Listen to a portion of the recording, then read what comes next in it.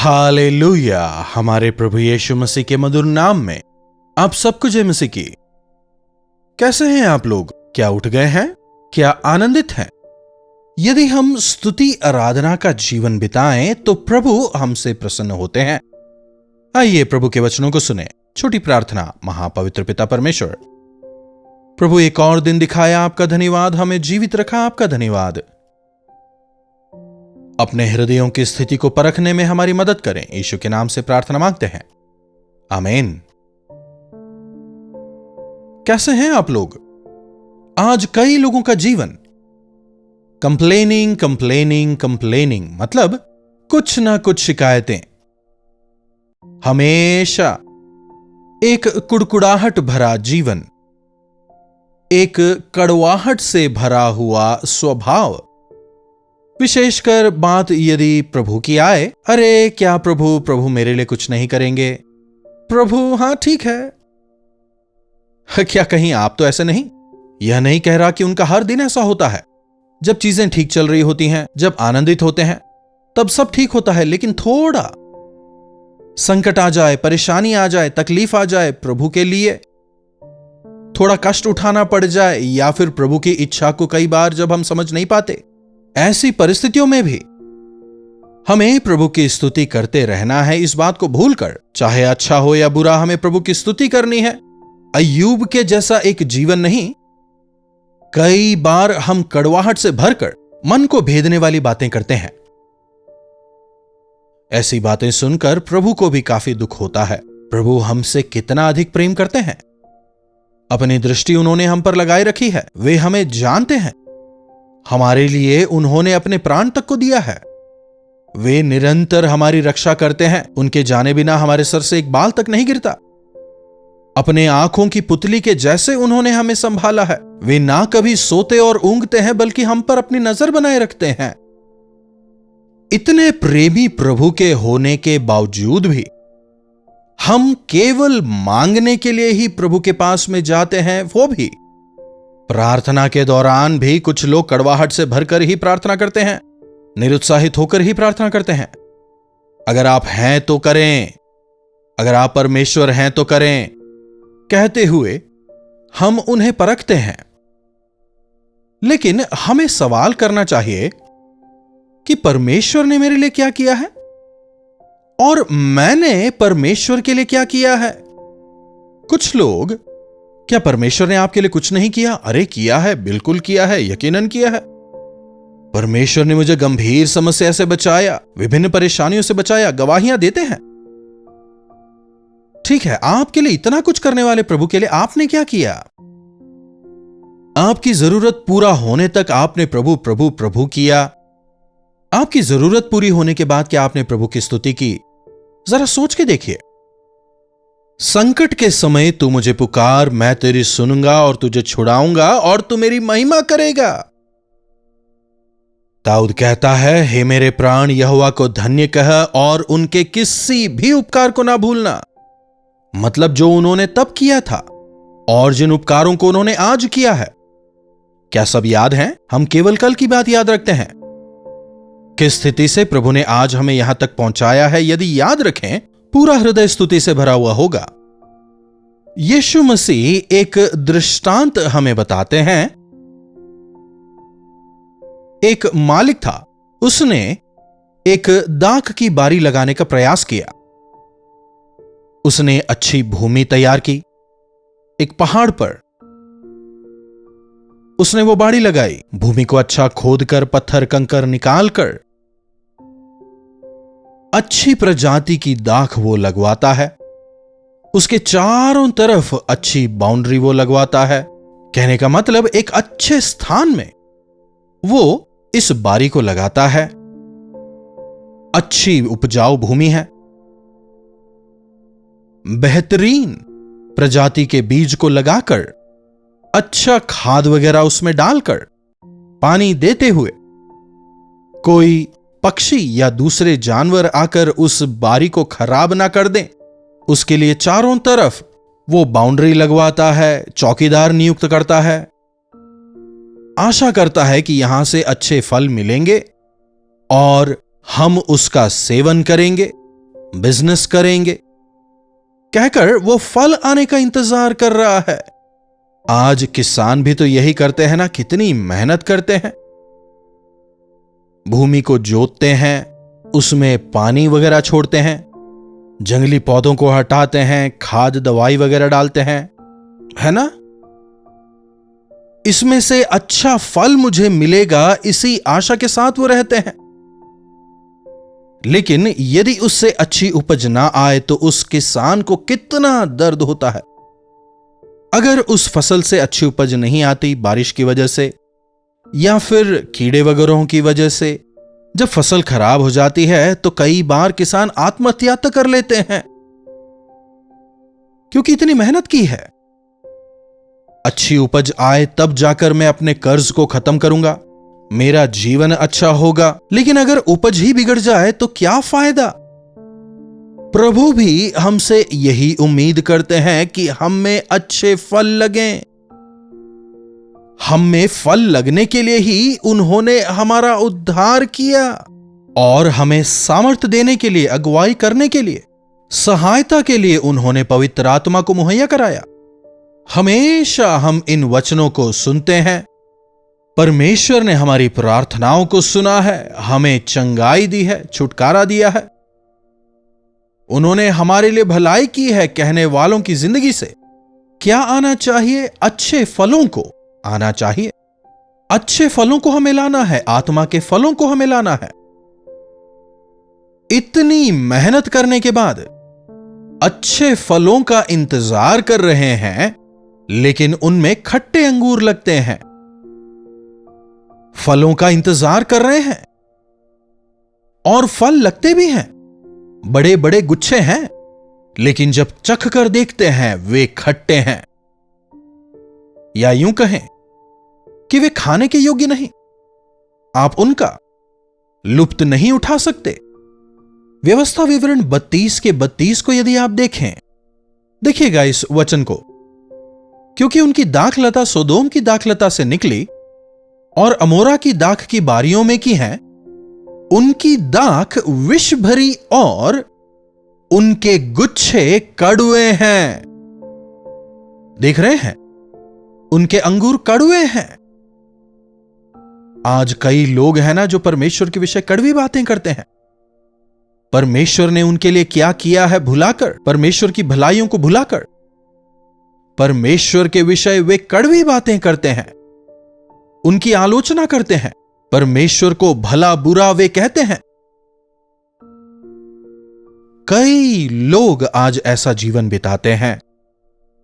उनके गुच्छे कड़वे हैं, खट्टे हैं, कड़वी बातें करते हैं। कड़वी बातों का मतलब क्या हो सकता है? थोड़ा सा कुछ कड़वा जबान में लग जाए तो हमारा चेहरा कैसे अजीब सा हो जाता है ना। मानो जैसे अगर वो चर्च चले गए तो मानो कोई बहुत बड़ा काम किया। 50 रुपए अगर दान में डाल दिए तो कोई बहुत बड़ा काम कर दिखाया। परमेश्वर की बातों को, चर्च की बातों को काफी लापरवाही में लेते हैं। कड़वी बातें कृपया कर परमेश्वर की बातों में आप ऐसे ना हो, उनके हृदय को ना दुखाएं। प्रेमी परमेश्वर हमसे प्रेम की अपेक्षा करते हैं। वे हमसे प्रेम करते हैं और अपेक्षा करते हैं कि हम उनसे प्रेम करें। परमेश्वर आपसे दान दक्षिणा या फिर किसी और चीज को वे आपसे नहीं चाहते, उनकी अपेक्षा वे नहीं करते। धन्यवाद और स्तुति से भरे हृदय की वे अपेक्षा करते हैं। आपके जीवन में तमाम भलाइयों को करने के बाद, अच्छी पढ़ाई लिखाई, अच्छी नौकरी, अच्छा परिवार, सब कुछ देने के बाद प्रभु को भूलने वाले क्या कर रहे हैं? आराधनालय को लापरवाही में लेने वाले क्या कर रहे हैं? परमेश्वर के विषयों को लापरवाही में लेने वाले क्या कर रहे हैं? उनके जीवन से क्या निकलता है? संसार उन्हें मीठा नजर आता है। सांसारिक लोगों की चिकनी चुपड़ी बातों को वे चाहते हैं। प्रभु और उनका आराधनालय उन्हें कड़वा लगता है। समझ रहे हैं? सांसारिक लोग आपको अच्छे नजर आते हैं। प्रभु के वचन से आपको चेतावनी देकर आपको सुधारने का प्रयास करने वाले सेवक आपको शत्रु नजर आते हैं। जी हां, जो परमेश्वर से प्रेम नहीं करते, प्रभु की कलीसिया से भी प्रेम नहीं करेंगे। प्रभु के सेवकों का सम्मान नहीं करेंगे, ना ही प्रभु के वचन से प्रेम करेंगे। परमेश्वर से प्रेम करने वाले प्रभु के वचन का सम्मान करेंगे। प्रभु के भवन के कामों के लिए दौड़ दौड़ के वे जाएंगे। प्रभु के सेवकों के वचन को, यह प्रभु मुझसे अपने दास के जरिए बात कर रहे हैं, कहते हुए उन वचनों को अपने जीवनों में स्वीकारेंगे। बताइएगा, क्या प्रभु ने आपकी भलाई की है? कई विषयों में प्रभु ने आपको आशीषित किया है। कितनी बार उन्होंने आपके प्राणों को बचाया है, आपकी प्रार्थनाओं का जवाब दिया है। कितने लोगों का इस्तेमाल किया है कि आपको उद्धार मिल जाए। जरा सोच के देखिए, चकित हो जाएंगे। हमें अपना वारिस बनाने के लिए, हमें अपने समान बनाने के लिए, हमें पवित्र करने के लिए प्रभु ने हमारे लिए अपने लहू को बहाया, ताकि उनके द्वारा हमें उद्धार मिल जाए। हम अयोग्य थे, फिर भी हमसे प्रेम किया। बिना मांगे ही हमें कई सारी आशीषें दी हैं। क्या कम से कम हम थैंक यू जीसस नहीं कह सकते? क्या मन की गहराई से प्रभु को धन्यवाद नहीं दे सकते? प्रभु अच्छा स्वास्थ्य दिया, आपका धन्यवाद। प्रभु अच्छा परिवार दिया, आपका धन्यवाद। प्रभु अच्छी नौकरी दी, आपका धन्यवाद। प्रभु आपका धन्यवाद, आपने मुझे उद्धार दिया। प्रभु जो सौभाग्य आपने मुझे दिया है, इसके लिए आपका धन्यवाद। ऐसी कृतज्ञता हम में होनी चाहिए। घमंडी मन परमेश्वर को नापसंद है। वे परमेश्वर के सानिध्य में स्थान नहीं पाएंगे। घमंडियों को वे अपने समीप नहीं आने देते। मन के घमंडियों से यहोवा घृणा करते हैं। मुझे परमेश्वर की जरूरत नहीं कहने वाले घमंडी नंबर 1 होते हैं। प्रभु ने मेरे लिए क्या किया है पूछने वाले क्या घमंडी नहीं है? मुझे किसी की मदद की जरूरत नहीं, मैं खुद ही कर लूंगा कहने वाले क्या घमंडी नहीं? विनाश से पहले गर्व और ठोकर खाने से पहले घमंड आता है, प्रभु का वचन बताता है। पहले और दूसरे राजाओं की पुस्तक को पढ़िए।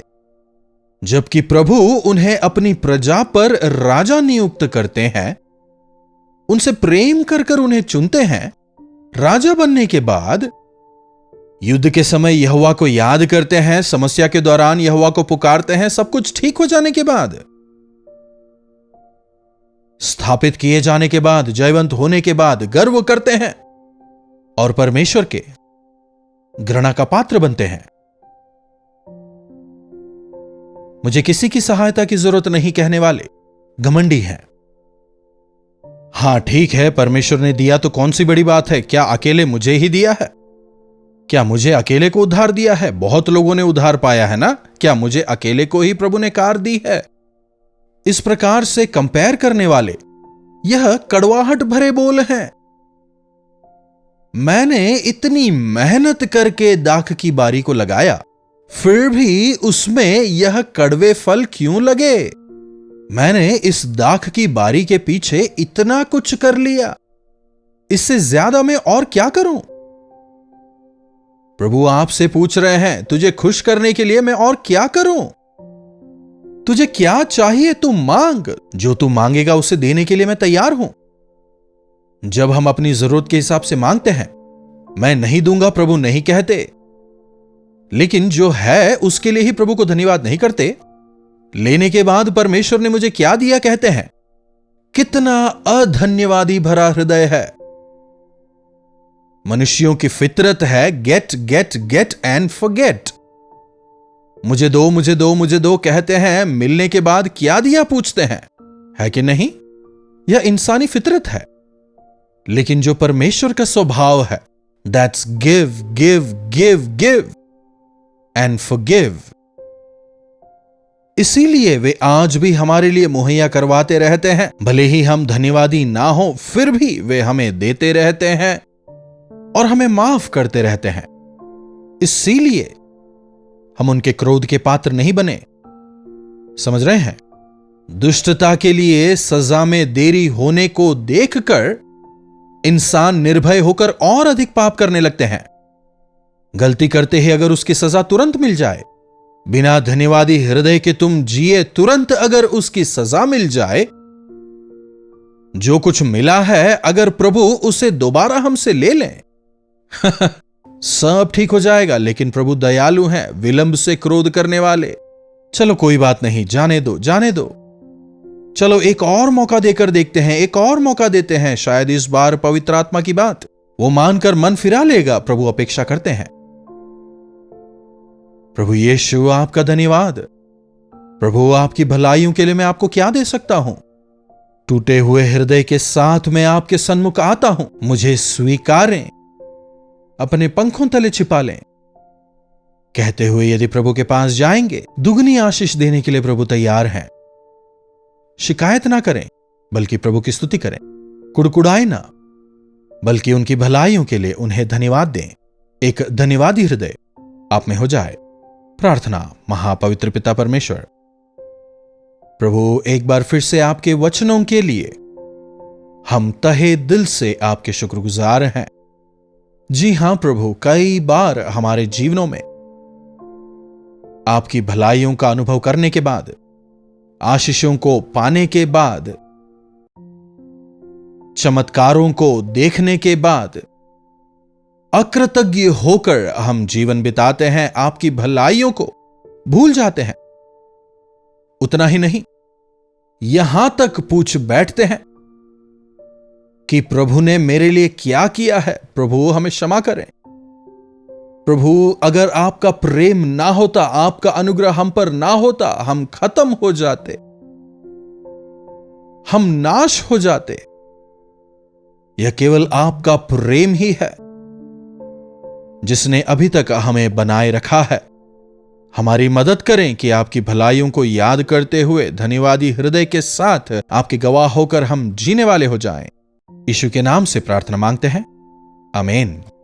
अब हमारे पिता परमेश्वर का प्रेम, प्रभु यीशु मसीह का अनुग्रह, पवित्र आत्मा की संगति और सहभागिता हमें से प्रत्येक के साथ आज, कल और सर्वदा बनी रहे। आमीन।